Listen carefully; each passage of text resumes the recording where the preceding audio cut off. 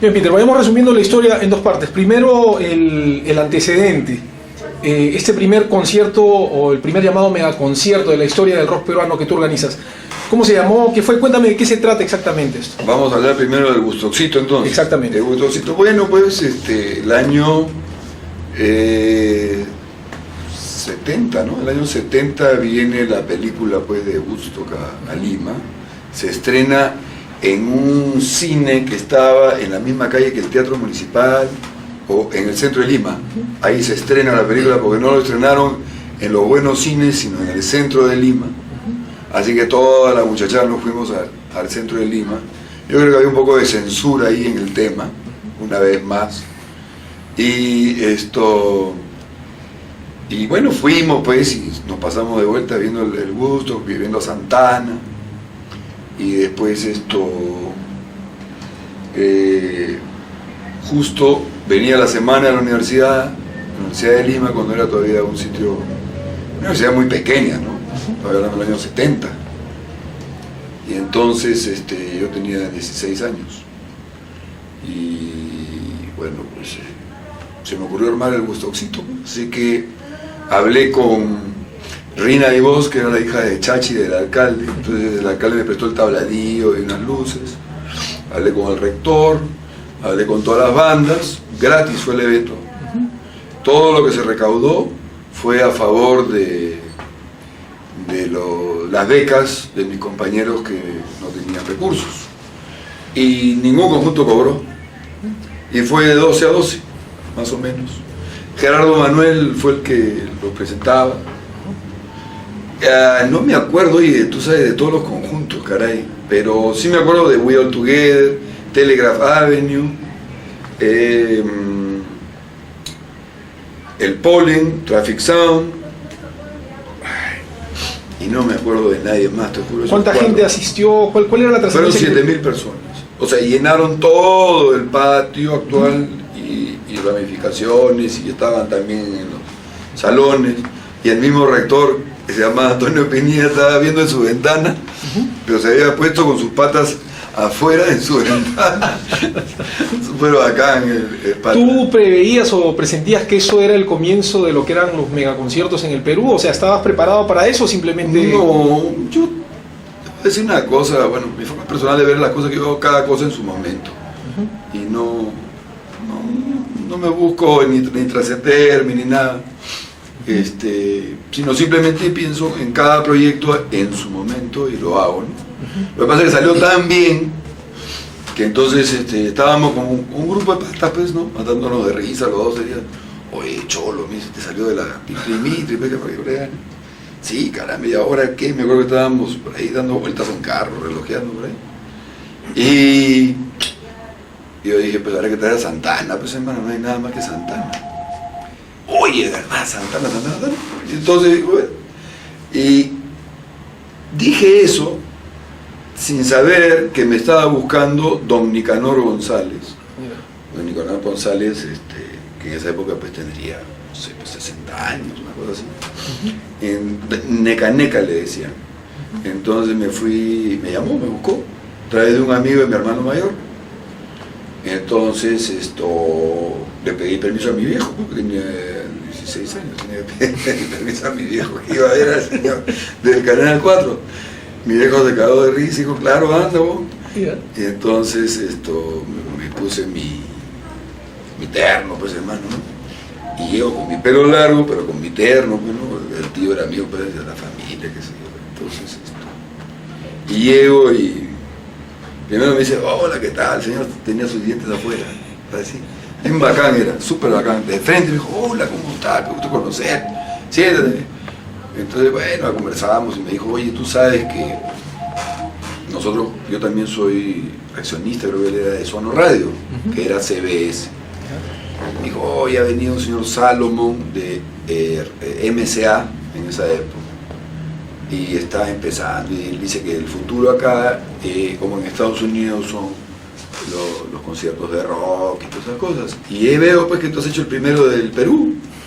Bueno, le dije el primero de Latinoamérica, le digo, porque no ha habido ninguno de este tamaño que yo sepa hasta ahora, le dijo. Bueno, el señor se entusiasmó Y entonces le digo, bueno, a sus órdenes, me dice, ¿tú qué harías? ¿Y traería a Santana? Le digo, a Santana, sí. ¿Y cómo harías? Bueno, por acá ha estado alguna gente de Hollywood, Dennis Hopper y Peter Fonda habían hecho el famoso Easy Rider, pues, ¿no?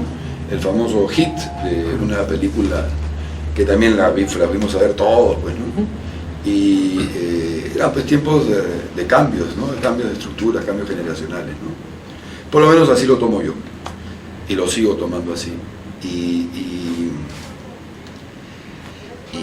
bueno, ¿cómo hacemos? Bueno, yo voy a conseguir el teléfono de estos patas en Hollywood, lo voy a llamar para que ellos me consigan el teléfono del manager de Santana, y le llamo al manager, le pido una cita, y usted se pone con los pasajes, pues, le digo. ¿Estabas seguro de lo que estabas diciendo en ese momento? Bueno, decía lo que sentía, ¿no? Entonces me dijo, no te preocupes por los pasajes porque yo tengo canje por pasaje, con Braniff. Ya, le dije, bacán. Eso sí me dijo, yo te pongo los pasajes nada más. Tu estadía allá te la pagas tú, me dijo. No hay ningún problema, le dije. Yo encontraré. Así que llamé a un pata mío que venía al Perú a correr tablas, que estaba ahí cerca de San Francisco. Cuando lo llamé para decir que tenía una cita con Santana no lo podía creer, porque para ellos eran pues los monstruos, ¿no? Entonces le digo, sí, porque lo voy a traer. Me quedé en su casa y no me acuerdo si esa primera vez fui solo o fui con mi hermano Jorge. Creo que fui solo esa primera vez. Y entonces cuando llego hablamos toda la cuestión y les digo de que tengo pues que firmar un contrato, ¿no? Con fecha. Y ellos me dan una carta de intención para regresarme y para regresar a firmar el contrato. Eso debe haber sido febrero del 71 más o menos, ¿eh? Febrero del 71. Y otra anécdota más, cuando fui pues así con mi ternera ahí a donde el señor Mecaneca, me dijo, oye, y no vengas a vestido así, me dice, tú te vistes de otra forma, ven nomás igual como te vistes.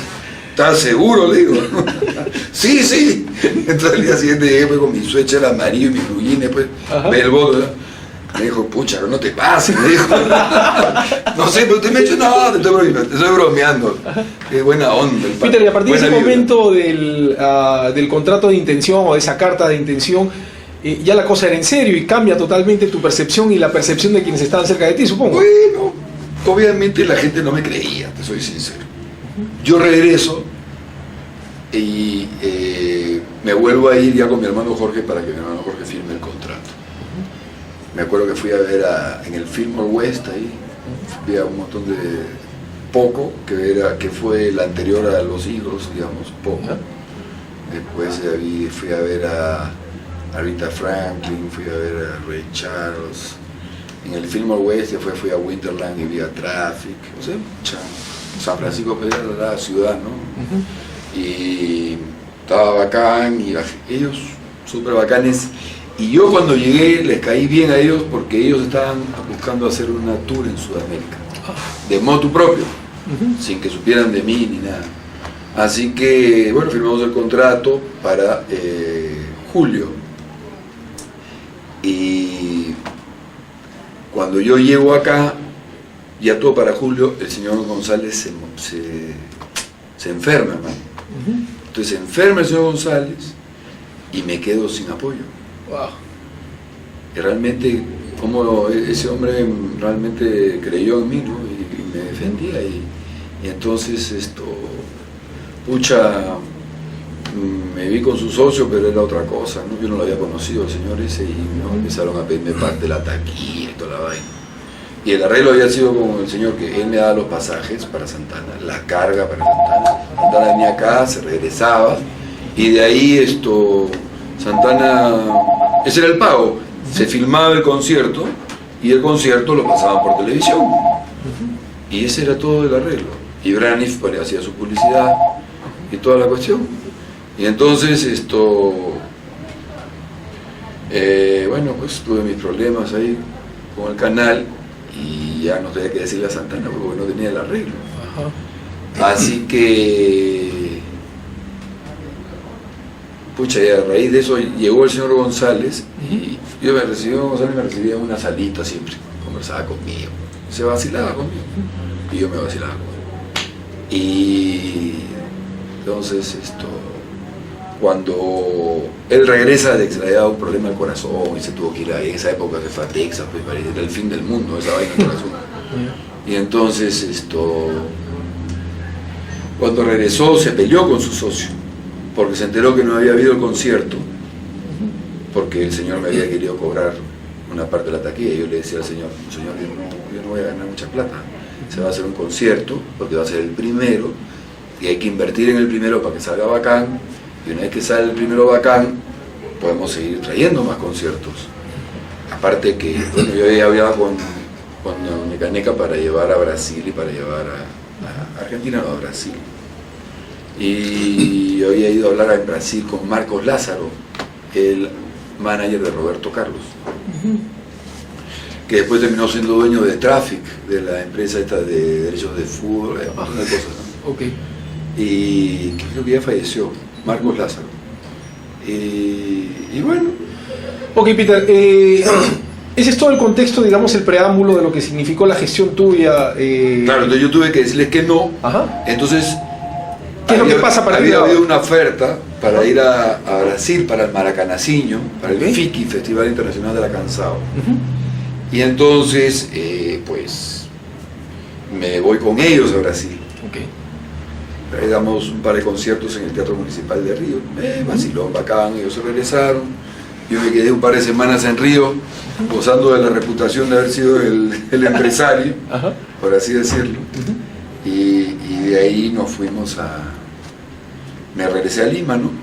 Pero molesto, porque ellos indudablemente, inclusive habían venido Los Ángeles, Lima, Brasil, porque Baric paraba acá para poder ir a Brasil, el DS8 en esa época. Ok, y se retoma la idea de hacer el concierto acá finalmente. Bueno, cuando regresa Mecaneca González, me dicen, no, lo que por ahí, por allá. Entonces, y la banda después se rompe, en septiembre, octubre de ese año se rompe, se malea y se rompe. Entonces yo llego y me tomo el avión para allá y le digo, no me van a dejar, pues compadre, la estacada. Y como éramos ya patas y todo, ya acá vamos a hacer el concierto de Peter. Y se quedó así y ya no se pudo hacer el arreglo con el señor Nicanor González. Entonces compramos unos pasajes en Aerolíneas Argentinas, one way. Entonces le dije, después con la plata del concierto les compro el pasaje de regreso. O sea, mañana la naturalidad del tema, ¿no? Cuando llegamos acá pasa lo de San Marcos y ya estaban todos el road manager, o sea, todos estaban acá, ¿no? No estaba la banda, ¿no? Pero ya habían venido a preparar todo. Y entonces estábamos vacilando, ¿no? Yo le había pedido a mi viejo que me preste la casa y mi viejo estaba, en realidad mi viejo estaba en el hospital. Le había pedido a la familia que me preste la casa y mi papá estaba mal ya. Y nada, pues me pedí la casa, entonces ahí hacíamos toda la oficina, todo, vendíamos entradas en los periódicos Correo y Ojo, que tenía eso. O sea, me estás diciendo que ante entre comillas, el fracaso de la gestión a través de Nicanor González, tú coges el toro por las astas y los traigo acá. Y cuando vemos los destrozos de Santana, la banda me dice, no te cobramos. Ok, vamos a antes de entrar a eso, detállame lo que podríamos llamar el contexto político-social. Tú tomas la decisión de traer a Santana, finalmente el público, la ciudad, el país, las autoridades se enteran de que va a venir Carlos Santana. ¿Cómo es ese mundo? O sea, ¿cómo se empieza a vivir eso desde que se decide venir? En esa época, primero que nada, lo más difícil era comprar los dólares para el espectáculo. Me costó todo el año conseguir que me dieran los $20,000 para pagarle a Santana. Con el Banco de la Nación me dieron el permiso. Y después de eso, digamos que me dieron ese permiso del dinero, yo recién le dije a Santana, va, ¿no? El contrato que está firmado va, porque tengo había control de moneda extranjera, pues, ¿no? Y por otro lado, di una conferencia de prensa. Yo tomé por anticipado el Hotel Santa María. Había un hotel que se llamaba Santa María, era de Braniff justamente, que estaba en Santa María, que era bacán, precioso. Y lo manejaba un señor y Braniff tenía, porque yo digamos, todo eso se había ya arreglado y mantuve ese arreglo, pero ya Braniff no me dio los pasajes porque no había el canje con la televisión. Entonces yo dije, vengan, no hacemos televisión. Y a ellos les gustó más esa idea de no hacer televisión. Entonces, por otro lado,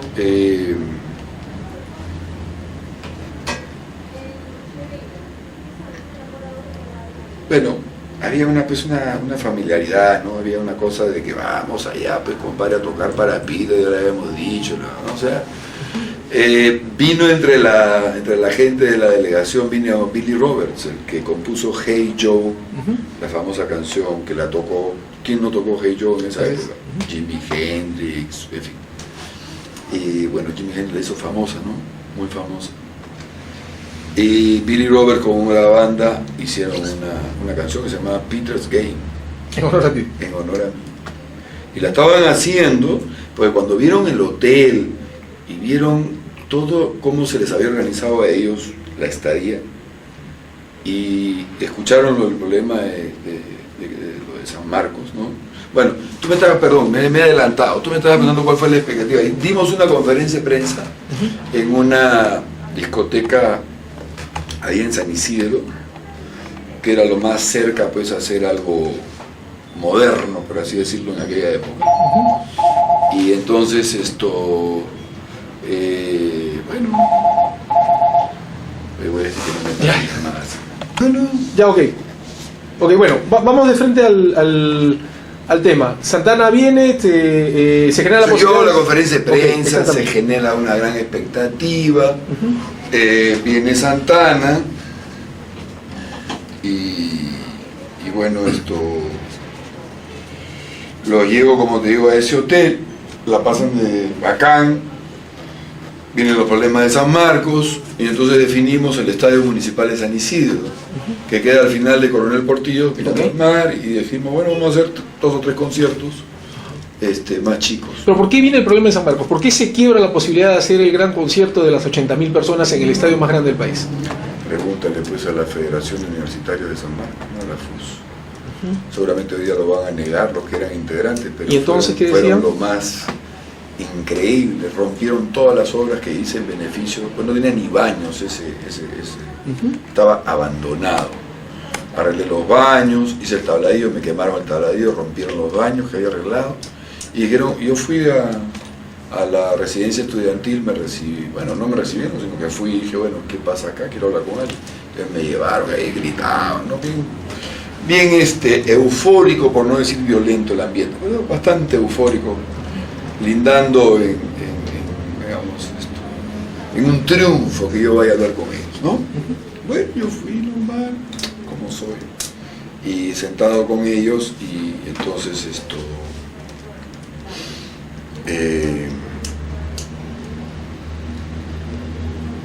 me encuentro en la habitación del señor, creo que era Calderón, no me acuerdo.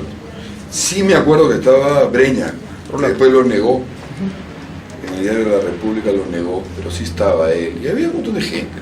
Y había una reportera de caretas que no sé, yo fui con Ron Estrada. Ron Estrada era el road manager, o sea, el gerente de todo lo que significaba logística. Y entonces conversamos, pues, ¿no? ¿Cuál es el problema? No, que su música es alienante, imperialista, alienante sobre todo, la verdad. ¿Alienante en qué lío? Se tocan contra el sistema, que son alienantes y están fuera del sistema, tocan contra la guerra de Vietnam, tocan contra todas las cosas que ustedes supongo que estarán en contra. No, pero pues estaban cerrazos de arranque. Entonces le dije, ¿y eso quiere decir que ustedes van a hacer líos si tocamos en otro lado? No, de ninguna manera, ¿no? Más bien juegan unas entradas, dijo uno por ahí, ¿no? Sí, le dije, seguro, ¿no? Yo estaba bien molesto, ¿no? Pero conversábamos y yo le explicaba, le traducía al road manager y... El asunto es que no querían que se hiciera en San Marcos. ¿Asumes tú por qué, ahora al paso de los años? No, yo creo que era la extrema izquierda, ¿no? O sea, que ellos estaban pues en un modelo de extrema izquierda, ¿no? Era música pues alienante, sea pues de quien sea, mientras sea americana era alienante. Una estupidez, ¿no? Y tú ya habías... Por último, el sistema cayó en Unión Soviética por un cantante estilo Bob Dylan, que está su monumento en Moscú, y yo cuando lo vi le dije, ¿y este es el que empezó la caída? ¿Y tú ya habías hecho con anuencia de la universidad algunas refacciones, instalaciones, en fin? Claro. ¿Qué era lo que habías hecho? Habíamos invertido bastante plata. Habíamos hecho el tabladillo y habíamos hecho todos los baños. 80.000 personas, teníamos que arreglar todos los baños, no hay un solo baño.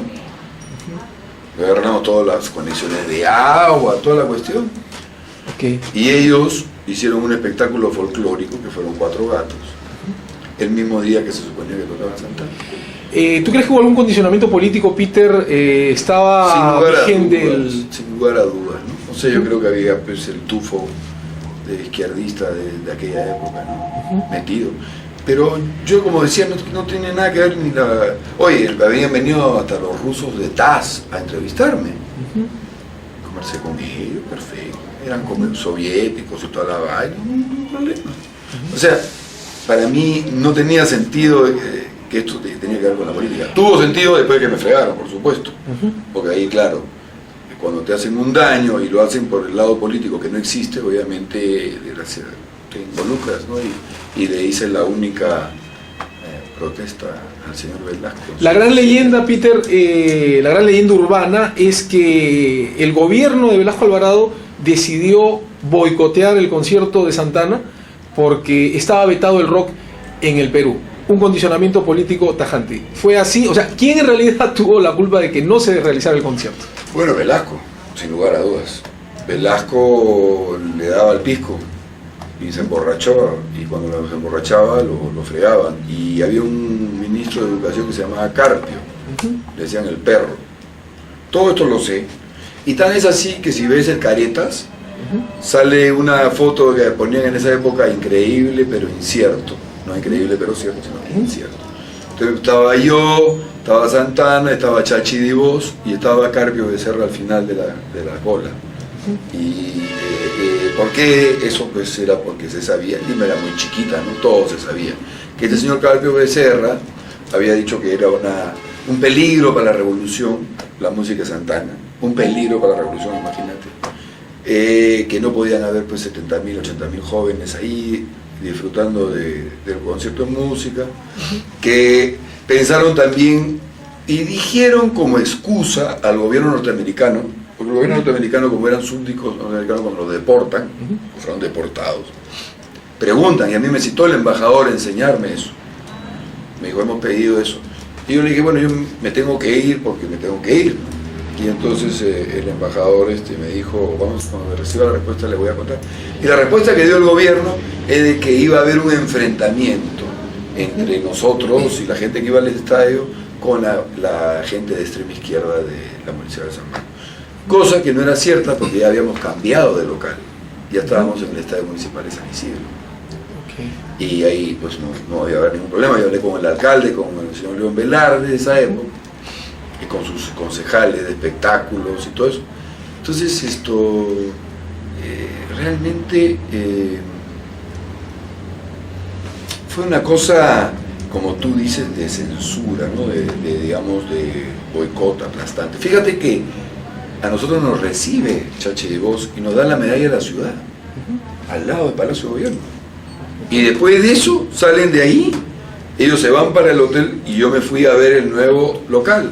Y yo les digo, quédense en el hotel una semana más mientras arreglamos todo y nos vamos a... Total, como ya no iban a cobrar la plata que se le iba a pagar a ellos, se iba a invertir en arreglar ahí el tabladillo y toda la cosa. Y al final, la idea era que era un concierto básicamente, de la juventud, porque en esa época había mucha mística, no era una cuestión comercial como es ahora, ¿no? Había mucha mística. Peter, ¿cuáles fueron los condicionantes, entre comillas, que ubicó el gobierno militar para sacarlos? La famosa fotografía de Carlos desnudo. O sea, ellos llegan a estar aquí. ¿Qué es lo que nosotros llegamos? Las justificaciones, digamos así. Te voy a contar, para que veas la popularidad del tema. Mira lo increíble de esto. Llega Santana y había salido en última hora, que llegaban en Aerolíneas Argentinas a las 4:30 de la tarde. Entonces yo había reservado un par de remises del Bolívar, ¿ya? Eran unos Cadillac viejos, Y ellos, yo le dije, se van a vacilar con unos Kailas del 50 y tantos, pues, que tenían 20 años. ¡Qué vacilón! Decían, porque era parte del vacilón. Entonces habían unos remises viejos que alquilaban al lado del Hotel Bolívar. Y entonces tenía los dos. Entonces, en esa época el aeropuerto, pues, era otro aeropuerto, por supuesto. Eran 6 jaulas de vidrio. Y eso era todo. Entonces, lo metía a una jaula de vidrio y la prensa se había enterado y se había metido adentro del aeropuerto. Y querían entrevistas. Los patas estaban cansados, pues el vuelo era 10 horas. Estaban con ropa de invierno y acá estaba haciendo, imagínate, el 10 de diciembre un calorazo. Y entonces Carlos se saca todo y se pone un t-shirt encima. Entonces la sacada de la camisa había sido la bajada del pantalón, como dice Santana, mentira. Pero entonces los periodistas se picaron, pues yo le dije, más allá vamos a hacer una conferencia de prensa. Y se picaron los periodistas. Me insultó la prensa al día siguiente que Santana era unos malcriados. No, ellos querían que Santana tuviera las órdenes de la prensa. Cosa pues que, a ver, pues qué artista que venga ahora lo ponen a orden de la prensa. A ver, cuéntame. Claro. Hace su conferencia de prensa. Y si quiere la hace, y si quiere no la hace. Y todos los de la prensa lo respetan. Pues en esa época yo creo que también estaba dirigida la cosa. Porque me dijeron que yo había ido sin zapatos, que cochino. O sea, me sacaron una caricatura con moscas, o sea, me sacaron la mugre en toda la prensa. Pero había otra parte de la prensa que no. La prensa conservadora me sacó la mugre. Y había otra prensa normal que decía, bueno, que vino Santana, no pasó nada. Y se armó, y ahí el primer bolondrón, ¿no? Actos inmorales. Bueno, salimos en los dos carros estos, dos Cadillacs viejos. Y habían fácil 4.000 chiquillos. Bueno, chiquillos como yo. Claro. 4.000.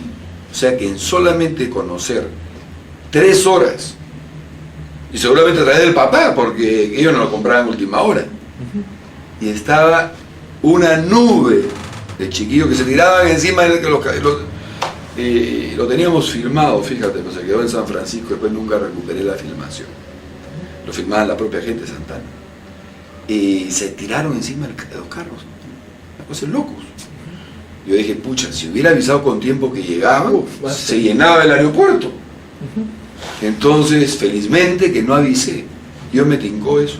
Y como yo también me tincó que no hay que crear desórdenes, porque claro, estábamos armando una cosa muy grande y además histórica, era el primer concierto en toda Latinoamérica. Entonces, no te creas, nos manejamos bastante bien. Pero claro, cuando a última hora pone eso, yo no tenía control de que Aerolíneas Argentinas le dijo si llega a Santana. Y bueno, seguramente para que le tomen la foto al avión de Aerolíneas Argentinas. Obviamente. Y bueno, pues entonces digamos que de eso se agarró, o fueron las respuestas para poder encontrar razones para justificar el veto al concierto, entre otras cosas. Las fotografías, las actitudes, el movimiento de la gente. Bueno, de ahí nos fuimos al hotel, agarramos el comedor, que era como un auditorio, y lo hicimos el sitio de prácticas. Y ahí estuvo practicando la banda, estaban felices, el mar, con la comida peruana, pues que les encantó, el ceviche, las costas a la parmesana, tragaban como presos políticos.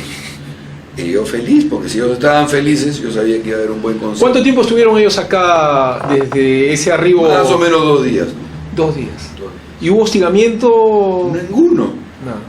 Y fuimos a la plaza. Carlos, mejor que se fue a rezar a la catedral porque él es bien católico, o era bien católico, no sé. Okay. Se fue a rezar a la catedral, le tomaron fotos. Y de ahí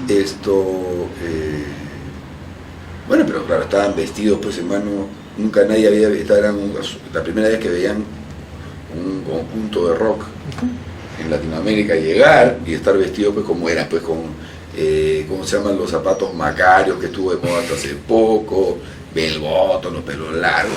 Bueno, pero al final patas como tú y como yo, y realmente bacán, ¿no? ¿En qué momento fueron deportados y bajo qué circunstancias? Cuando ellos se van al hotel y yo me voy a ver la logística para hacer el concierto en otro lado, los estaban esperando en el hotel.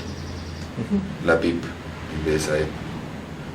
Y las ironías de la vida, la PIP compró ese hotel después, ahora su sede de verano. Ajá. Parece que les gustó el hotel cuando lo intervinieron. ¿Ah?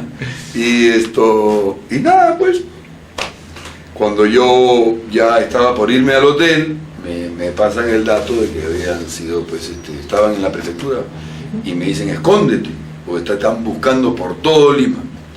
Entonces yo llamé ahí al cónsul de Estados Unidos y le avisé para que meta bulla y me fui ¿cómo se llama? Y me metí a la casa de un amigo. Me parece que en Miraflores, ahí escondido 2 o 3 días. Horas después, ¿qué pasó con Santana? ¿Ah? Horas después, ¿qué sucedió con Santana de la prefectura? Lo botaron. Tuvieron que pagarle su pasaje. Por lo menos algo nos ganamos. Ajá. El gobierno le tuvo que pagar el pasaje. Y nada, pues salió en todos los periódicos de todo el mundo, ¿no? Okay. Fue un desastre para nuestra reputación. Creo que por eso quizás no vienen muchos espectáculos de rock acá, porque fue un desastre. ¿Qué fue de ti en ese momento, después de estar escondido, mientras estabas escondido? ¿Qué hiciste? ¿Qué pasó? Bueno, pues obviamente una frustración de la Pitrimintri, ¿no? O sea, realmente no entendía por qué, ¿no? Para empezar.